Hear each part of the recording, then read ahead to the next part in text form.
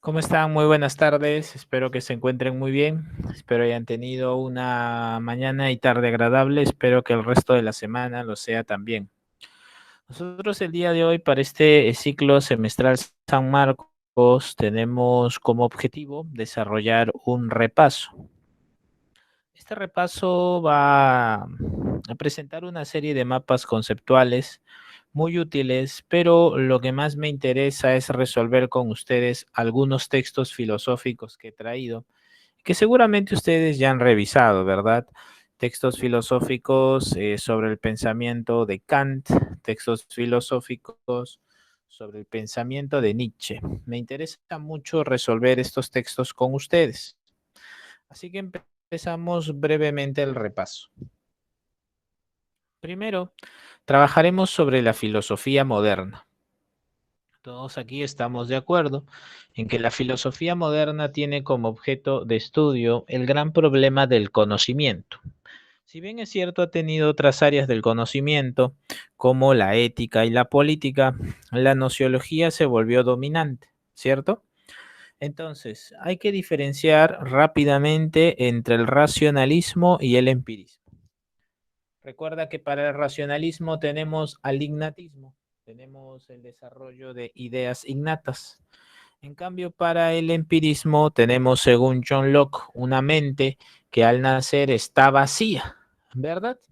¿Sí? Entonces, tenemos nosotros que en el empirismo existe la famosa tabula rasa. La tabula rasa nos dice que la mente del ser humano es como una hoja en blanco y que los contenidos se van construyendo, elaborando, escribiendo poco a poco. ¿Sí? Debemos también recordar que Descartes señala tres clases de ideas: las innatas, las adventicias y las facticias. Las ideas innatas hacen referencia a las ideas, como bien diría René Descartes, como la de Dios, la de la perfección, entre otras. Mientras que las ideas facticias son aquellas que produce nuestra mente, propias de la imaginación, y las adventicias las que provienen de la experiencia. El famoso John Locke, por su lado, dirá: no, hay ideas simples e ideas complejas. Las ideas simples trabajan con cualidades primarias como la forma, la extensión y la solidez, mientras que las cualidades secundarias trabajan con el olor, el sabor, la temperatura. Recuerda que en tanto tú captes información por tus experiencias externas, trabajas con ideas simples, pero en tanto tú reflexiones sobre ellas, ya podrías presentar ideas complejas, como las ideas de modos, sustancias y relaciones, que hemos visto detalladamente en su propia clase. Debemos recordar también que para la nociología cartesiana hay un conocimiento por intuición intelectual, como por ejemplo el alcanzar la certeza, pienso, luego existo, y la deducción que obedece al conocimiento matemático, mientras que en el empirismo recuerda que se presenta a la inducción. En la ética cartesiana recuerda la ética provisional, que se sustenta en tres cosas. Primero, mantener obediencia a las leyes y costumbres de la localidad, del país o de la nación. Eso implica conservar la religión y guiarse por las opiniones que fuesen más moderadas, consensuadas o, bueno, coherentes. En segundo lugar, ser firme en nuestras acciones, ¿sí? Es decir, ser coherentes, como diría incluso el mismo Aristóteles, entre lo que hacemos y lo que pensamos. Y la tercera, no te olvides, es más importante cambiarnos a nosotros mismos primero que cambiar el mundo o el exterior. En el empirismo recuerda que el famoso John Locke nos presenta el liberalismo. El famoso John Locke piensa que efectivamente libertad, recuerda tú, esto es importante, ¿ah? Vida y propiedad. ¿Sí? No te olvides de eso. En la filosofía de Kant ya hemos visto que existen las cuatro preguntas kantianas. El qué puedo conocer involucra los tres problemas del conocimiento. Yo sé que el poder implica posibilidad, pero en términos más amplios, recuerda que al pensamiento de Kant en la nociología, recuerda que encuentras al a priorismo, ¿sí? encuentras en la posibilidad al criticismo y en el problema de la naturaleza al fenomenalismo.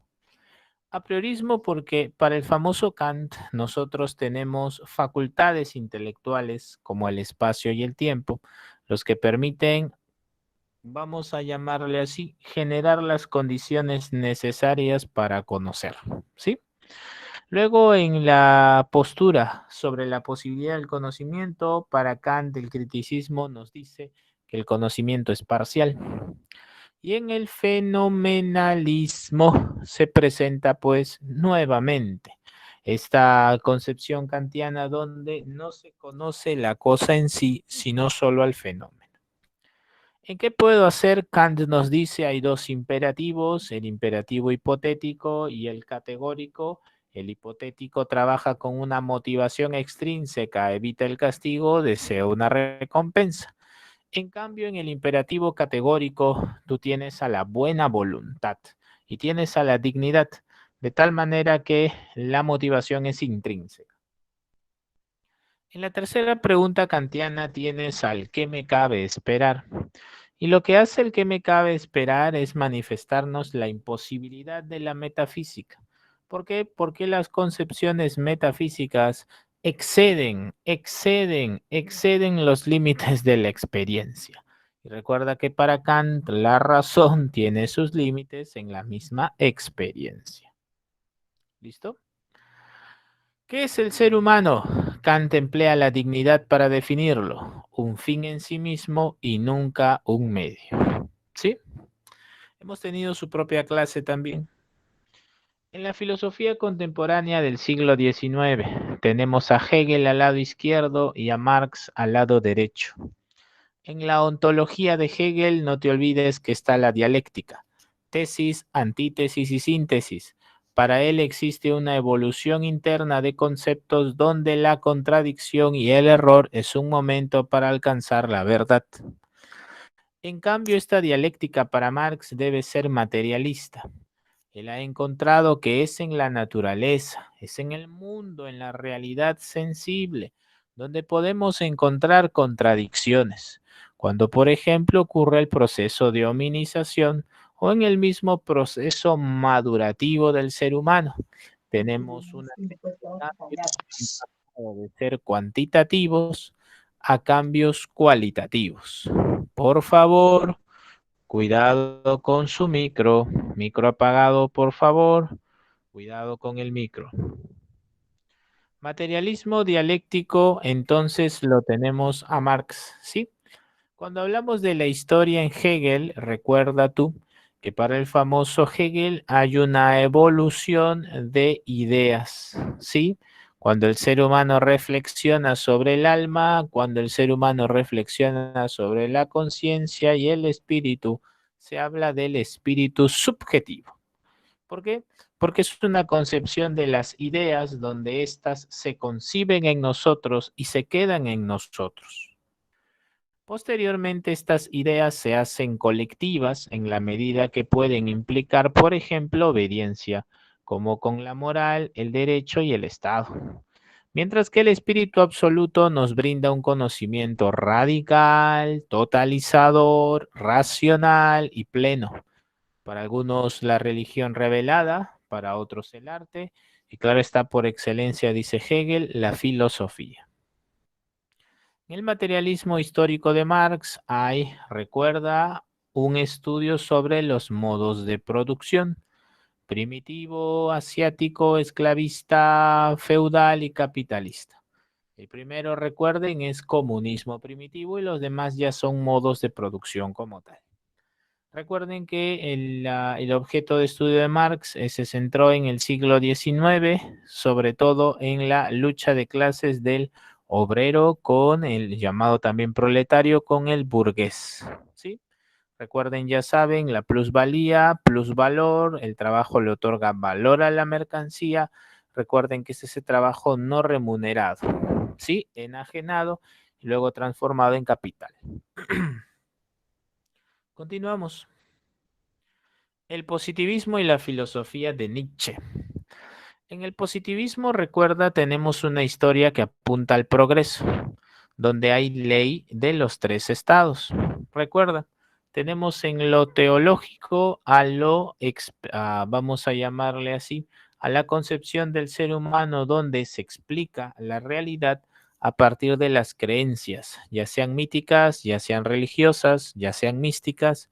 Y aquí es donde recuerdas, ya lo hemos hecho antes, Comte presenta el fetichismo, presenta a quién más, recuerda tú, presenta al politeísmo y al monoteísmo.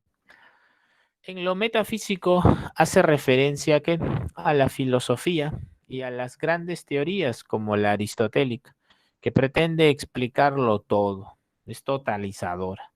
Sin embargo, tiene sus límites ya que es especulativo. Según Comte, es en la etapa científico positiva donde el conocimiento científico nos dice que la observación es superior a la imaginación. Entonces nos dice el famoso Comte, es momento del desarrollo de la técnica y la experimentación. No te olvides que para Comte es muy célebre el enunciado el amor por principio, el orden como base y el progreso como fin. Recuerda que el amor implica una necesidad de solidaridad humana. No te vayas a olvidar que la idea del orden, no te olvides, ojo, la idea del orden surge como una necesidad de reestructurar las relaciones sociales y políticas post-Revolución Francesa. Y finalmente nosotros tenemos a la idea del progreso como una idea donde la acumulación de conocimiento en la humanidad, su desarrollo de tecnologías, nos llevará a mejorar, ¿qué cosa? Las condiciones de vida.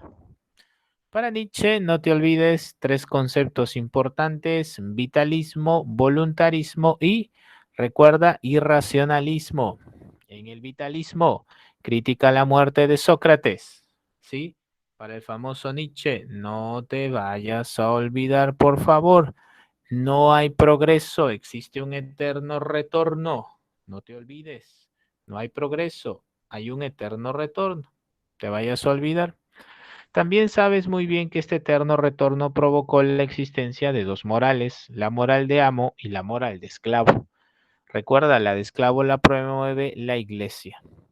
Si el ser humano se da cuenta de todo lo que existe, me dice Nietzsche, pues asume su voluntad de poder y ¿qué hace? Transmuta los valores. Al transmutar los valores, tú muy bien dices, profesor, transmuta los valores, entonces lo apolíneo lo que hace es reemplazar, no, más bien lo apolíneo se sustituye. ¿Con qué, profesor? Claro, lo apolíneo se va a sustituir. ¿Con qué? Con lo dionisíaco. Ah, ya, ya, ya, ya.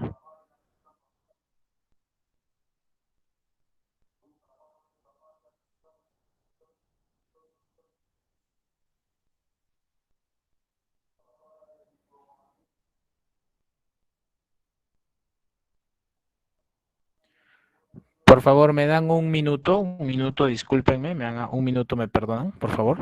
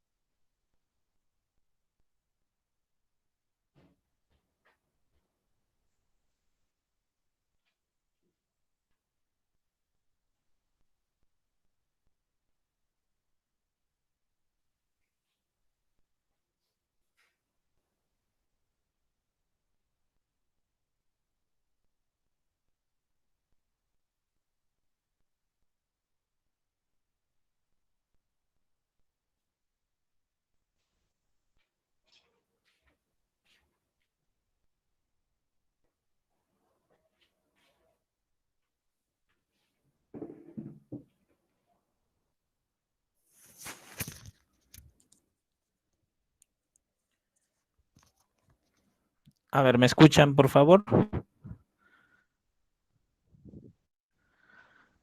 Sí, ya listo, continuamos. Me voy a disculpar, tuve que ver un asunto. A ver, ya debe estar, ya listo, ya está la imagen, perfecto. Como les estaba señalando, para el famoso Nietzsche ocurre la existencia de la voluntad de poder. Esa voluntad de poder para el famoso Nietzsche lo que hace es desarrollar una tendencia para poder comprender a la humanidad de otra manera. Entonces, la voluntad de poder lo que hace es realizar la transmutación de los valores. Esta transmutación de los valores implica la superación de lo apolíneo por lo dionisiaco. Entonces, perdón, lo dionisiaco por lo apolíneo. De tal manera que para el famoso Nietzsche el valor a la vida implique ya un valor hacia el placer, hacia el amor a lo lejano, hacia el orgullo. ¿Sí? Muy bien, entonces hemos terminado nosotros con un breve repaso sobre la filosofía contemporánea del siglo XIX. Lo que vamos a hacer primero es resolver la guía, ¿sí? Es resolver la guía. Primero resolvemos la guía. Te vayas a olvidar. Entonces, a ver, tenemos aquí la guía. A ver, a ver, a ver. A ver. Ya está. No la veo. ¿Dónde estás? Este no, este es. A ver. Acá estás. No, no, este es psicología. A ver. Acá estás. Listo, muy bien. La primera pregunta nos dice lo siguiente. El cumplimiento del deber es un tema abordado por la disciplina filosófica denominada el cumplimiento del deber. Así es, esa es la ética. Entonces, la clave de la número uno sería casa, la ética. La número dos dice, etimológicamente la palabra filosofía es entendida como. La número dos tenemos. Así es, Katy, muy bien. Búsqueda de la sabiduría. Perfecto. La clave de la 2 sería dedo. Clave de la 2 dedo. La pregunta número 3.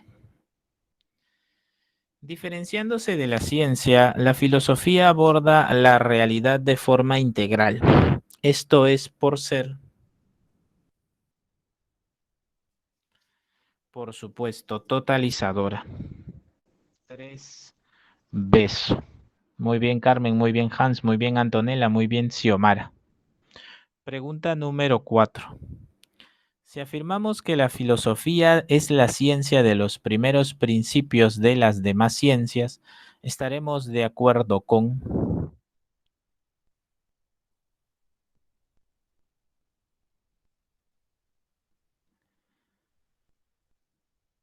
Esto me parece que es aristotélico, ¿verdad? Lo tenemos. Muy bien, Ernesto. Excelente, Katy.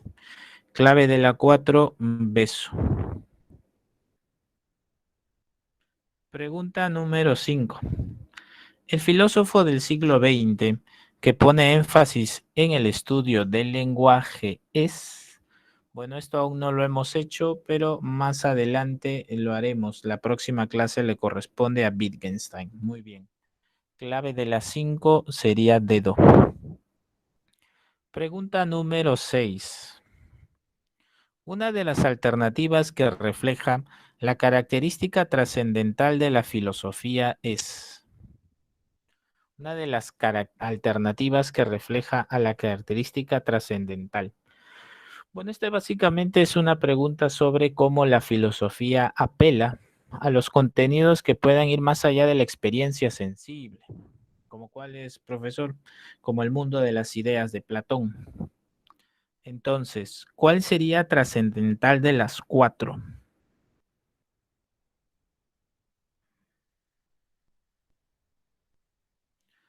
¿Cuál de estas 6 es platónica? Por ejemplo, dice, ¿no? El hombre es alma inmortal que habita en el cuerpo. Puede ser. El tiempo no se reduce a una secuencia de minutos, sino se rige por la conciencia vivida. En ontología hay que pasar del estudio del ente al estudio del ser. Mira, cuando te pregunten te presenten este tipo de enunciados, lo correcto es que apeles a un aspecto fundamental, que es el aspecto de ir más allá de lo material. Entonces, mira, en la letra D tú tienes algo que obedece más a Heidegger, ¿sí? Y Heidegger pensaba que, y lo vamos a ver la próxima semana, que las grandes preguntas de la metafísica son las preguntas sobre el ser, pero este ser siempre se manifiesta en algo, que somos nosotros.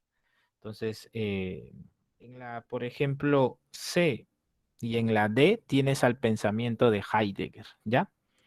En la letra B te dices, el hombre es alma inmortal que habita en el cuerpo. Como hablamos de una corporeidad, ¿sí? Que almacena al alma, esto entonces apela a un componente material. Pero el único que apela a la idea en sí misma es avión, porque te dice, la belleza de una mujer no se encuentra en su cuerpo, sino en el alma, que participa de lo bello en sí. Entonces habla de una raíz o fundamento más allá de la corporeidad, ¿sí? En cambio, en la B es como que algo que habita al cuerpo. Por eso voy a marcar en este caso a avión, porque está apelando a una explicación que vaya más allá de lo material. Por eso nada más. 7. Preguntarnos sobre el principio de las cosas implica la disciplina filosófica de la el principio fundamento. Esta trabajaría con la ontología. 7. Beso. Muy bien, Megan. Pregunta 8. Según Aristóteles, la filosofía se centra principalmente en el estudio de...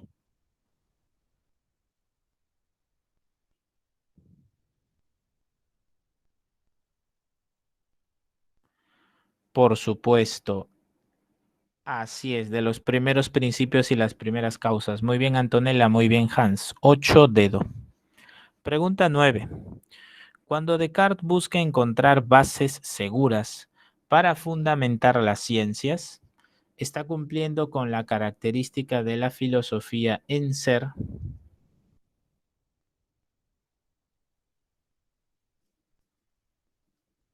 como es fundamento, ¿verdad? Es la raíz, entonces debe ser radical. 9, clave de la 9, casa. Pregunta 10. ¿Qué es lo primario, el ser o el pensar? Este es un problema del materialismo dialéctico. Entonces aquí en la número 10, el ser o el pensar está en ontología y es posible el conocimiento en nociología. Muy bien, Xiomara, muy bien, Leslie. Clave de la 10, avión. Pregunta 11. Al considerar que los conocimientos se obtienen al combinar la experiencia y la razón, afirmamos una tesis.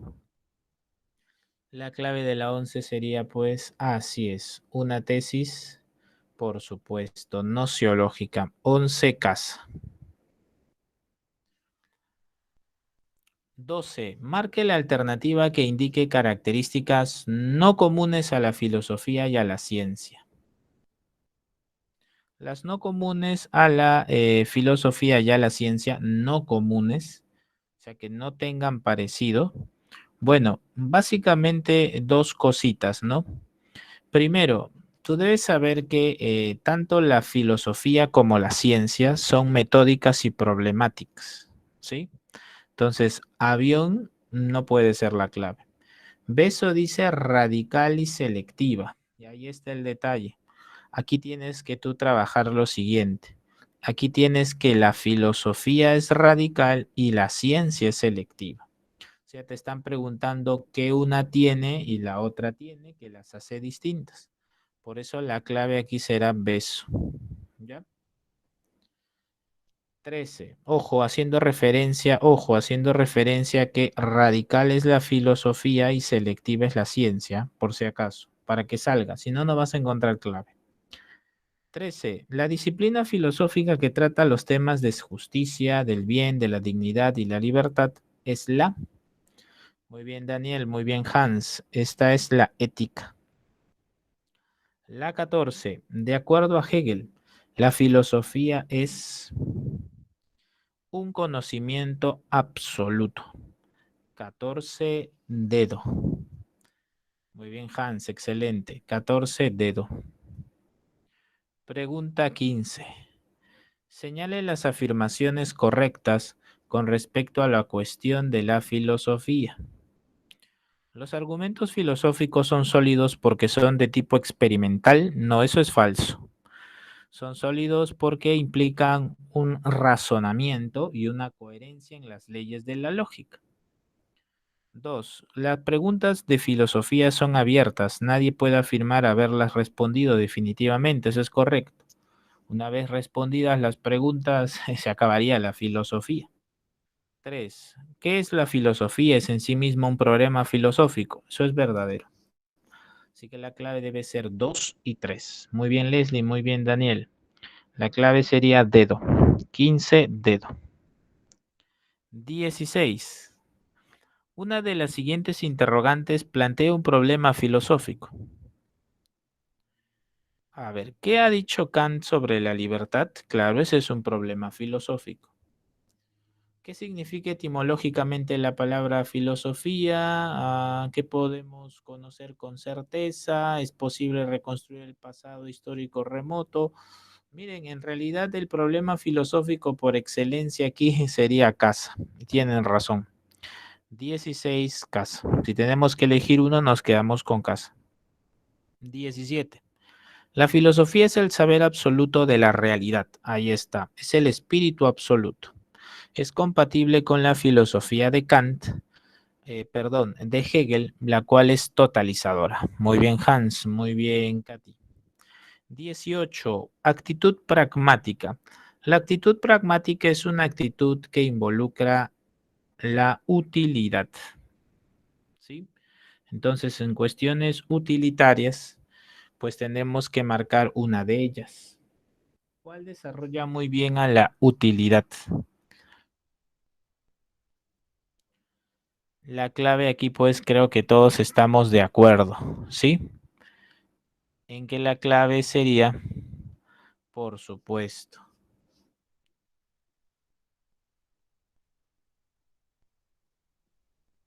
Así es. Muy bien.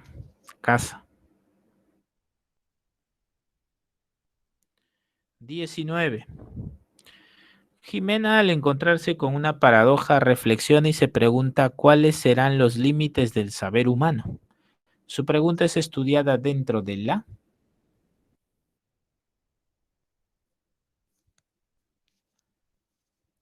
Así es, la nociología. Clave de la 19, beso. Pregunta 20. Cuando la filosofía pone en tela de juicio los supuestos y las creencias, muestra su ser.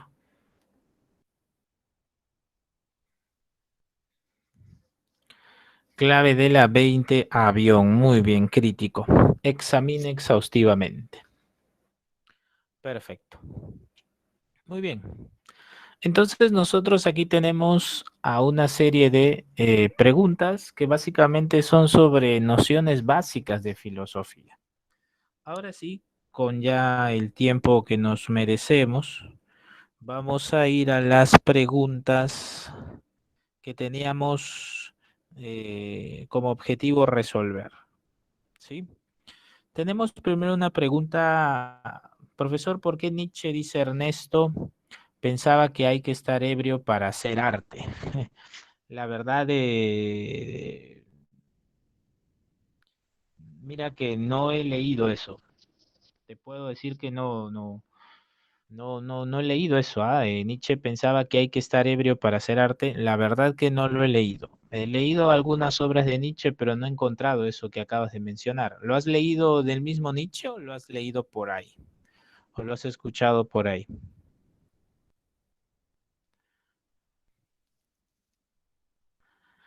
En un ciclo en otra academia.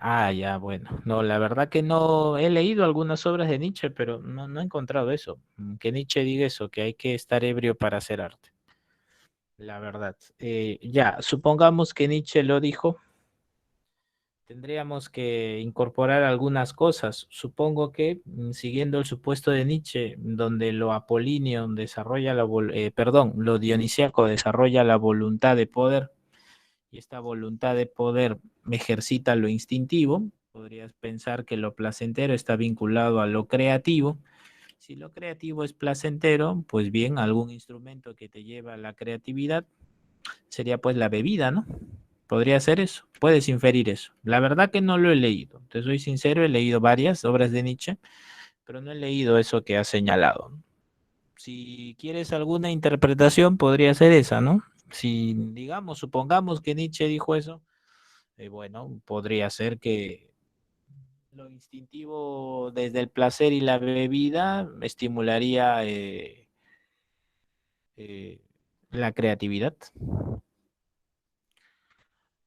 María Rosa dice, yo he leído que Nietzsche se inspiró en Schopenhauer, pero algunas cosas criticaba. Ah, eso es cierto. Bueno, básicamente lo que pasa es que a Nietzsche hay que leerlo con cuidado porque algunas cosas son poesía y en cierto sentido manifiesta una concepción subjetiva sobre lo hedonístico. Pero en términos ya un poco más convencionales y de la historia de la filosofía, nos debería preocupar el cuestionamiento hacia lo ético, pero esto ético con un fundamento nociológico, que es básicamente la idea de una verdad no descubierta, sino construida, elaborada e impuesta. ¿Sí? Se inspiró, bueno, en realidad las inspiraciones de Nietzsche, lo que pasa es que entiendo muchas de sus dudas, pero a veces las preguntas no están bien formuladas. Lo que pasa es que cuando usas la palabra inspiración, se supone que es una de las fuentes fundamentales de Nietzsche. Ujú. Pero bueno, si bien es cierto, Schopenhauer en El mundo como voluntad y representación dice que todo lo que el ser humano perciba involucra parte de su subjetividad. Schopenhauer no llega a la concepción de Nietzsche de una verdad inventada e impuesta. Pero sobre eso podemos nosotros hablar muchas horas, pero no nos corresponde ahora, ¿verdad? Miren, ya son 2:38. Entonces, sus preguntas son muy buenas e interesantes, pero nos va a tomar tiempo seguramente hablar sobre ellas o responderlas. Lo que ahora les propongo es leer ese texto filosófico que ha venido en el 2016. Entonces, lo leemos, por favor. Ya nos hemos tomado, miren, uy, son 2:39. Muy bien, lo leo junto, ¿ya? Porque si no el tiempo nos gana. Dice, la verdad no es una cosa que exista y haya que encontrar ni descubrir, sino una cosa que hay que crear y que proporciona un nombre a cierto proceso, y más aún a una voluntad de violentar los hechos hasta el infinito. Introducir la verdad en los hechos por un proceso en infinitum, una determinación activa, no es la llegada a la conciencia de una realidad firme y definida por sí misma. Es uno de los nombres de la voluntad de poderío. Este texto vino en el 2016 y nos está afirmando lo que hemos trabajado la semana pasada. La verdad para Nietzsche no se descubre, sino que se crea y luego se impone con violencia. La primera pregunta dice, de acuerdo con la crítica nietzscheana a la concepción tradicional del conocimiento, se puede inferir que,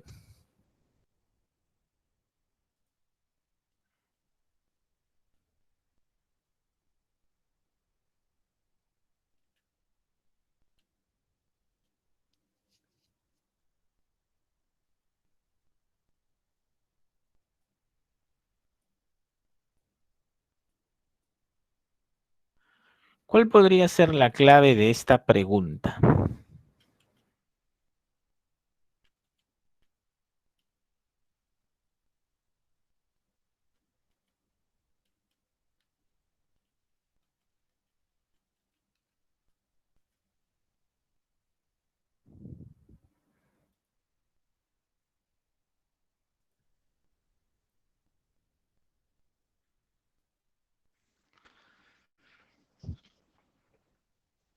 Creo que como bien lo ha señalado Daniel, Javier, Katy, Hans, como lo ha señalado Megan, como lo ha señalado Ñol, como lo ha señalado Daniel, dice pues, así es, la voluntad es el origen y la razón de ser de la verdad. Por supuesto. Esto se presenta al inicio cuando dice la verdad no se descubre, sino que se inventa y se impone, ¿verdad? Con violencia en un proceso ad infinitum. Vamos con la siguiente pregunta. Cuando Nietzsche se refiere al carácter arbitrario de los hechos, pretende advertir que, ¿qué es lo que pretende advertir Nietzsche?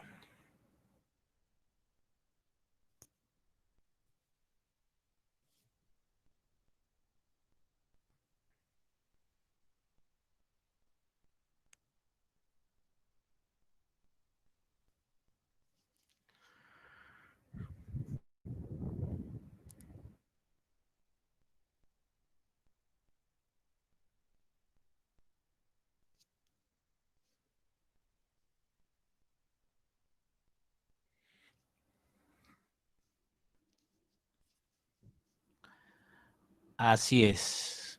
Para Nietzsche eso es correcto. Muy bien Javier, muy bien Hans, muy bien Ñol, muy bien Megan, muy bien Katy, muy bien Patricia. Estamos de acuerdo efectivamente que para Nietzsche la verdad es una invención y una tergiversación. Eso es correcto. Dentro del pensamiento de Nietzsche eso es coherente con lo que hemos tratado nosotros. Es coherente con lo que vendría a ser la voluntad de poder. Muy bien. Ahora vamos a leer otro texto de Nietzsche, pero este ya vino en el 2021. Este texto es un poco más difícil, un poco más complejo, así que voy a darte unos minutos para que lo puedas leer. Por favor, mucha concentración. ¿Sí?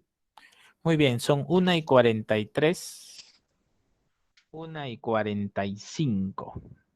Te presento las preguntas. A ver, son 1:43, 1:45. Vamos.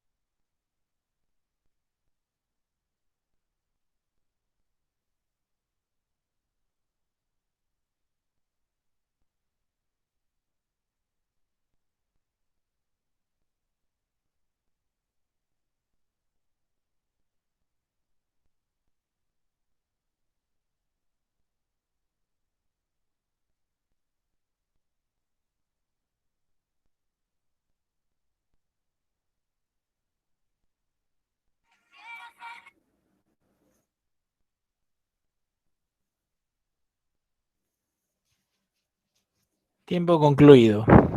Me dice a mí, los diferentes lenguajes comparados unos con otros ponen en evidencia con las palabras, jamás se llega a la verdad ni a una expresión adecuada, pues, en caso contrario, no habría tantos lenguajes. La cosa en sí, esto sería justamente la verdad pura, sin consecuencias, es totalmente alcanzable y no deseable en absoluto para el creador del lenguaje. Este se limita a designar las relaciones de las cosas con respecto a los hombres y para expresarlas apela a las metáforas más audaces.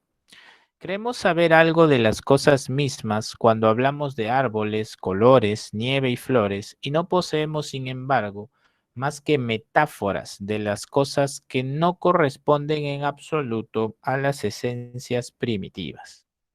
Este texto filosófico vino en el examen de admisión del 2021, como te has dado cuenta, y nos plantea dos cosas. La primera es el señalar que el lenguaje es simplemente un instrumento para crear verdades o conocimientos legítimos, ¿sí?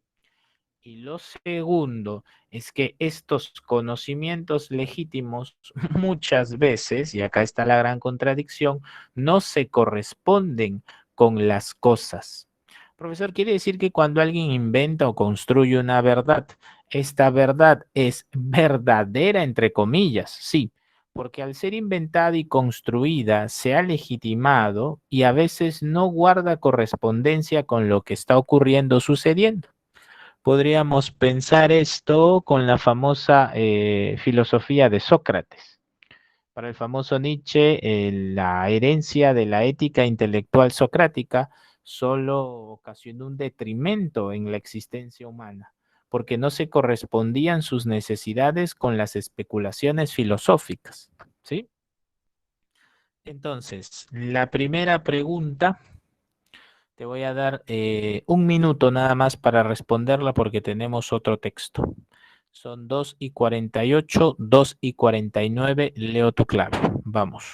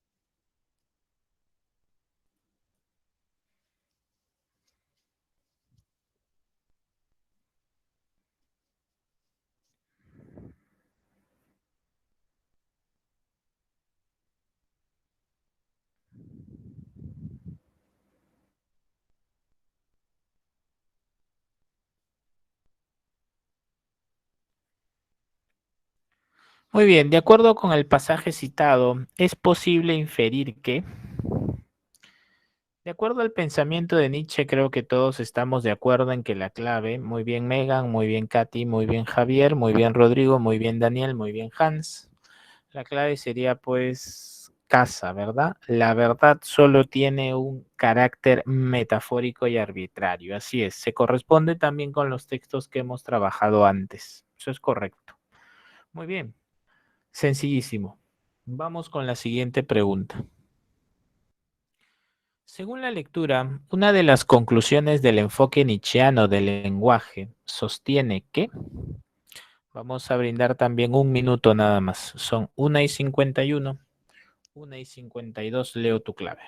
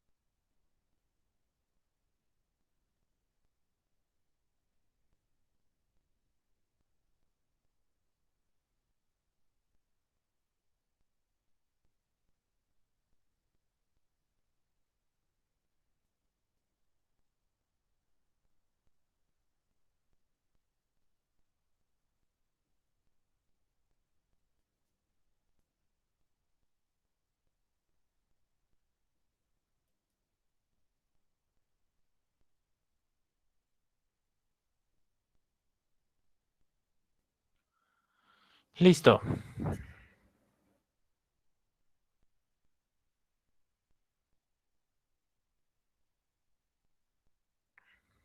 Según la lectura, una de las conclusiones del enfoque nietzscheano del lenguaje sostiene que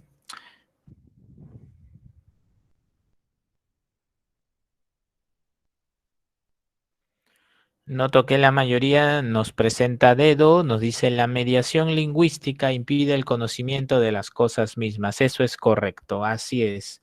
No podemos conocer a las cosas en sí mismas, así que las nombramos con palabras y estas palabras son empleadas para asignárseles el famosísimo valor de verdad. Eso es correcto. Muy bien. La clave es dedo. Ujú. La clave es dedo. Muy bien. Ahora vamos con un texto de Kant. Con este texto ya terminamos y lo vamos a leer juntos, ¿sí? Porque el tiempo no nos va a alcanzar para que lo lean ustedes primero. Vamos a leerlos juntos. Dice así. ¿Cómo es posible la metafísica como disposición natural?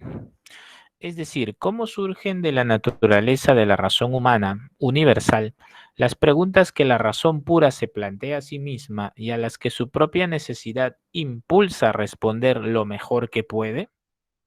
Aquí Kant nos dice, ¿cómo es posible que el ser humano, empleando a su razón, pueda hacerse preguntas como, por ejemplo, por cosas inexistentes como Dios, como el alma, como el espíritu, o tal vez como elementos un poco más cercanos a nosotros como los valores morales? Esa es la pregunta. Pero teniendo en cuenta, dice, que todas las tentativas realizadas hasta la fecha para responder estas preguntas naturales, por ejemplo, si el mundo tiene un comienzo o existe desde la eternidad, siempre han chocado con ineludibles contradicciones. No podemos conformarnos con la simple disposición natural hacia la metafísica, es decir, con la facultad misma de la razón pura de la que siempre nace alguna metafísica, sea la que sea. Más bien, ha de ser posible llegar, gracias a dicha facultad, a la certeza sobre el conocimiento o desconocimiento de los objetos, es decir, a una decisión acerca de lo que los objetos, a una decisión acerca de los objetos de sus preguntas, acerca de la capacidad o falta de capacidad de la razón para juzgar sobre ellos. Por consiguiente, ha de ser posible o bien ampliar la razón pura con confianza o bien ponerle barreras concretas y seguras. Esta última cuestión que se desprende del problema universal anterior sería con razón la siguiente. ¿Cómo es posible la metafísica como ciencia? Ustedes deben recordar que para Kant el conocimiento se clasifica en juicios, ¿te acuerdas? Los analíticos serían los evidentes, ¿sí? Todo cuerpo es extenso, por ejemplo. Los juicios sintéticos involucrarían un incremento en el conocimiento. Si son a priori, tienen su fundamento o validez en la misma razón. Si son a posteriori, tienen su validez exclusiva en la experiencia. ¿Ya? Ahora, aquí Kant te dice, ¿cómo es posible que el ser humano se haga preguntas sobre cosas que jamás podrían ser corroboradas en la experiencia? Y aquí Kant propone dos salidas. O bien nos dedicamos a confiar más en la razón, es decir, dejemos que sigan especulando sobre Dios, el alma, el espíritu o el bien en sí mismo, o le ponemos límites con la experiencia. Y aquí viene el problema. ¿La metafísica podría ser una ciencia? Para el famoso Kant, no, ya que los límites de la razón están en la experiencia. Primera pregunta. Dice, la primera pregunta dice así.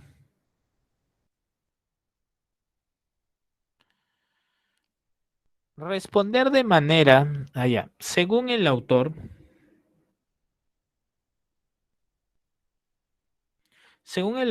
el problema planteado por la metafísica consiste en, ¿cuál sería la clave aquí? Según el autor, el problema planteado por la metafísica consiste en,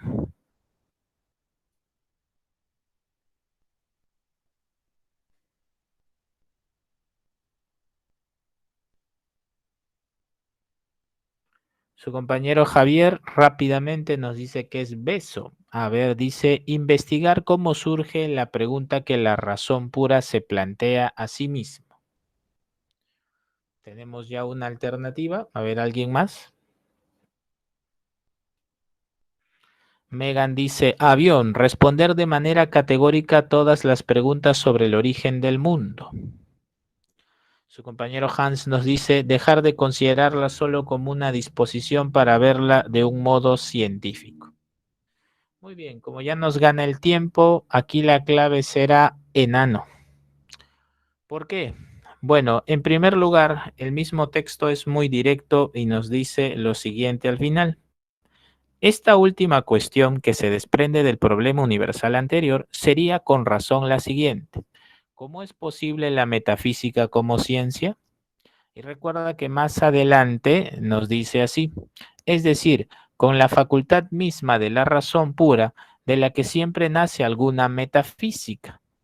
¿Sí? Metafísica.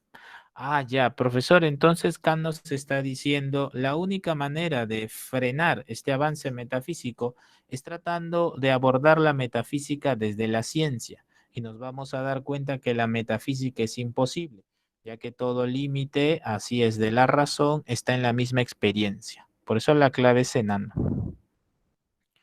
Última pregunta. De acuerdo con la lectura, se infiere que la facultad de la razón pura es limitada. ¿Debido principalmente a qué?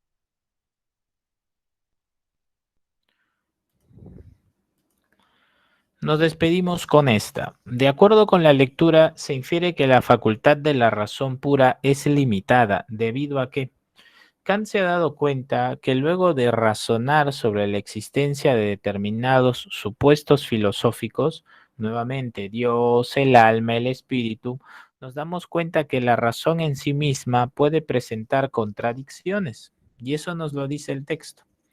Aquí encontramos lo siguiente. Cuando dice esto, miren, Pero teniendo en cuenta que todas las tentativas realizadas hasta la fecha para responder a estas preguntas naturales siempre han chocado con ineludibles contradicciones. No podemos conformarnos con la simple disposición natural hacia la metafísica. Entonces la clave aquí pues sería la siguiente. Creo que todos estamos de acuerdo. Sería pues, en esta pregunta de aquí, sería casa. Sus intentos de responder las preguntas naturales suelen ser contradictorios. La clave sería casa. ¿Sí? Muy bien. Hemos terminado entonces. Que les vaya muy bonito. Cuídense mucho. Nos vemos. Recuerden repasar y estudiar.